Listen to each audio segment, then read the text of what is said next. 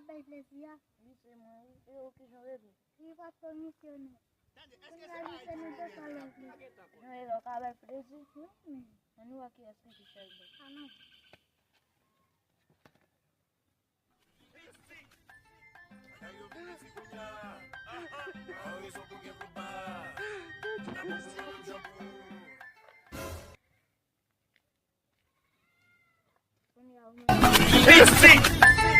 Aí eu vim me segurar.